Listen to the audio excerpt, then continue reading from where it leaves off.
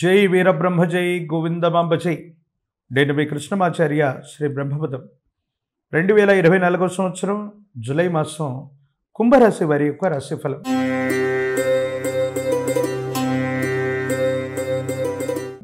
శివాయ బ్రహ్మణే నమ, వీరబ్రహ్మేంద్ర స్వామినే నమ.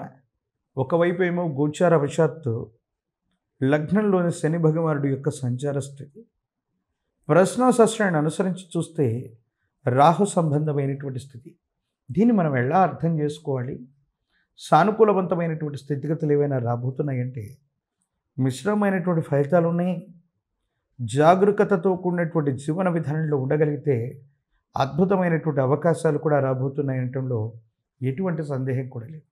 కాకపోతే విరామం లేకుండా, విశ్రాంతి లేకుండా కుటుంబపరమైనటువంటి కొన్ని రకాలైనటువంటి బరువు బాధ్యతలు మోసి వాటిని తీవ్రంగా భావోద్వేగంతో స్వీకరించటం వల్ల మీ ఆరోగ్యపరమైనటువంటి అంశాల్లో కొన్ని ఇబ్బందులు వస్తుంటాయి, సమస్యలు వస్తుంటాయి.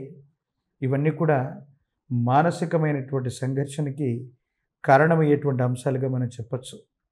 దైనందిన జీవితంలో కుటుంబపరమైనటువంటి పరిస్థితుల కోసం, కుటుంబ సభ్యుల కోసం అన్నీ మీరై చేసినటువంటి కొన్ని రకాలైనటువంటి త్యాగాలు వాళ్ళందరూ బాగున్నప్పటికీ ఎంతో కాలంగా విరామం, విశ్రాంతి లేకుండా మీరు చేసినటువంటి శ్రమ వల్ల ఆరోగ్యపరమైనటువంటి అంశాల్లో మీరు ఇబ్బందులు పడతారు. ఒక దీర్ఘకాలికమైనటువంటి ఆరోగ్య సమస్య మిమ్మల్ని ఇబ్బంది పెట్టేటువంటి అవకాశం ఉంది. ప్రత్యేకించి ఆర్థికపరమైనటువంటి అంశాల్లో కూడా సానుకూలవంతమైనటువంటి స్థితిగతి కోసం ప్రయత్నం చేస్తుంటే అనుకూలవంతమైనటువంటి ఫలితాలు రాకపోగా మానసికమైనటువంటి సంఘర్షణ అధికమైపోయి చేయవలసినటువంటి పనులు ఇవి చేయలేకపోతుంటారు. కొత్త ఉద్యోగం కోసం, కొత్త కొలువు కోసం, కొత్త వ్యాపారం కోసం మీరు పడేటువంటి నిరీక్షణ మరికొంతకాలం ఈ నిరీక్షణ కొనసాగే అవకాశం ఉంది. మీకు తగ్గ ఉద్యోగం లభించకపోవటమో, మీకు తగ్గ అనుకూలవంతమైనటువంటి స్థితిగతి రాకపోవటం, ఎంత ప్రయత్నం చేస్తున్నా జీవన గమనంలో ఎందుకో ఓ కష్టం అన్నటువంటిది పరిష్కారం లేనటువంటి సమస్యగా మీరు భావన చేస్తారు. ఇది మిమ్మల్ని, మీ వ్యక్తిత్వాన్ని కృషింపజేసేటువంటి అవకాశం ఉంది. అంటే మనిషికి ఉన్నటువంటి భావోద్వేగాలు ఎంత గొప్పవంటే యద్భావం తద్భవతి. మనం దేన్ని బలంగా మనం ఊహిస్తే అది బలంగా తయారవుతాం. ఏది బలహీనతగా మనం భావిస్తే మనం బలహీనలు చేస్తూ ఉంటాం.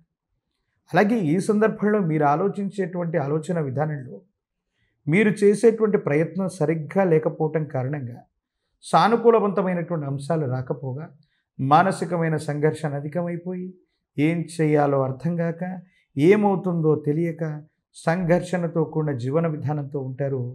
ఏమవుతుందో అర్థం కానిటువంటి సందిగ్ధకరమైనటువంటి పరిస్థితుల్లోకి జీవితం వెళ్ళిపోయే అవకాశం ఉంది. ప్రత్యేకించి జీవిత భాగస్వామి అవ్వచ్చు, సంతానం అవ్వచ్చు, కుటుంబపరమైనటువంటి అంశాలు కూడా ప్రతికూలంగా మారుతూ ఉంటాయి. అంటే రాబడి తక్కువగా ఉండటం, ఖర్చులు పెరిగిపోవటం, కుటుంబంలో వేరే వ్యక్తి ఉద్యోగము, వ్యాపారం చేస్తుంటే తాత్కాలికంగా వాళ్ళు ఉద్యోగాన్ని మానేయటము, ఆ వ్యాపారంలో నష్టాలు రావటము, ఈ ఆకస్మికమైనటువంటి ధన నష్టం కూడా దానికి మీరు బాధ్యత వహించడం, ఇన్ని విపత్కరమైనటువంటి సమస్యలు ఒక్కసారిగా ఏర్పడటం వల్ల మీరు ధైర్యాన్ని కోల్పోతారు, సహనాన్ని కోల్పోతారు. ఏం చేయాలో అర్థం కానటువంటి సందిగ్ధకరమైన స్థితిగతికి వచ్చి ఇంకేమీ చేయలేకపోతున్నాం.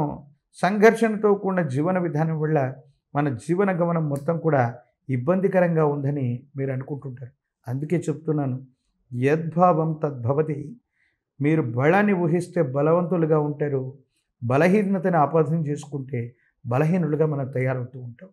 ఇలాంటి సందర్భంలోనే యోచన చేయటం, కొన్ని మొండి వైఖరులను వదిలించుకోవటం, మళ్ళీ మొండి ధైర్యంతో ప్రయత్నాన్ని కొనసాగించటం వల్ల ఒక ముఖ్యమైనటువంటి స్నేహితుడు, ఒక వ్యక్తి వల్ల ఒక అవకాశం వస్తుంది. మళ్ళీ కొత్త ఉద్యోగం, కొత్త వ్యాపారం, వృత్తి వ్యాపార సంబంధమైనటువంటి స్థితిగతుల్లో కోల్పోయినటువంటి స్థానాన్ని మళ్ళీ పొందడానికి మీరు చేసేటువంటి ప్రయత్నాలు సఫలీకృతమయ్యేటువంటి అవకాశం ఉంది. ప్రత్యేకించి ఆర్థికపరమైనటువంటి అంశాలు, ఆరోగ్యపరమైనటువంటి స్థితిగతులు, మానసికమైనటువంటి సంఘర్షణలు, ఈ మూడిటి మధ్యనే ఈ మాసం మొత్తం కూడా నడుస్తుంది కాబట్టి భావోద్వేగపూరితమైనటువంటి చర్యల పట్ల జాగ్రత్తగా ఉండండి. అనుకూలవంతమైన ఫలితాన్ని తప్పకుండా మీరు పొందుతారు. విద్యార్థులకి ఏకాగ్రత ముఖ్యం. పరీక్షా సమయాల్లో వచ్చు ముఖ్యమైనటువంటి సందర్భాల్లో ఏకాగ్రత లోపించడం వల్ల కొన్ని ప్రతికూలవంతమైనటువంటి పరిస్థితులు ఉన్నాయి. వివాహం కానటువంటి స్త్రీ పురుషులు కొంతకాలం మళ్ళీ వేచి చూడవలసినటువంటి పరిస్థితులు ఉన్నాయి. రాజకీయపరమైనటువంటి రంగాల్లో ఉన్న వాళ్ళకి, ప్రజా సంబంధమైనటువంటి పదవుల్లో ఉన్నటువంటి వాళ్ళకి కొంతకాలం నిరీక్షణ మాత్రం తప్పేటట్టు లేదు. ఏది ఏమైనా ఇది ప్రతికూలవంతమైనటువంటి గ్రహగతులుగా మీరు భావన చేస్తూ ఉన్నా ఇది సానుకూలవంతమైనటువంటి అంశాలతో నిండినటువంటి మాసమే.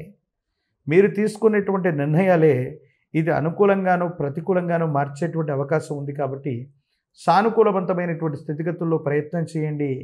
యోగదాయకమైనటువంటి ఫలితం తప్పకుండా వచ్చేటువంటి అవకాశం ఉంది. ప్రత్యేకించి ఏలినాటి శని లాంటి తీక్షణమైనటువంటి ఘడియలు నడుస్తూ ఉన్నప్పుడు హనుమంతుల వారు ఆంజనేయ స్వామి వారికి సంబంధించినటువంటి చాలీసా అవ్వచ్చు, హనుమంతుల వారికి సంబంధించిన స్తోత్రాలను చదువుకుంటున్న యోగదాయకమవుతుంది. స్వామివారి యొక్క విశేషవంతమైనటువంటి గంగ సింధూరం లేదా చందనాన్ని అనునిత్యం కూడా ధరింపజేసుకునేటువంటి ప్రయత్నం చేయండి. మరిన్ని యోగదాయకమైన ఫలితాలని మీరు పొందుతారు. ప్రత్యేకించి మీరు పూజించేటువంటి గ్రామదేవత, మీ కుటుంబానికి సంబంధించిన మూలమైనటువంటి ఇలవేల్పు దేవతా స్వరూపాలు. ఇలవేల్పు యొక్క కరుణ ఉంటే ఎన్ని విపత్కరమైనటువంటి సమస్యలు రావచ్చునుగాక వాటి నుండి కూడా ఇలవేల్పు గట్టెక్కించేటువంటి అవకాశం ఉందని పెద్దలు చెప్తూ ఉంటారు. కాబట్టి ఇలవేల్పుకు సంబంధించినటువంటి మొక్కులు, ఇలవేల్పు దేవతా స్వరూపాల యొక్క ఆరాధన కూడా మీ దైనందిన జీవితంలో సానుకూలవంతమైనటువంటి ఫలితాలకి తప్పకుండా కారణమయ్యేటువంటి అవకాశం ఉంది. మరిన్ని వీడియోలు చూడటానికి గాను మన ఛానల్ని లైక్ చేయండి, షేర్ చేయండి, తప్పకుండా సబ్స్క్రైబ్ చేయండి.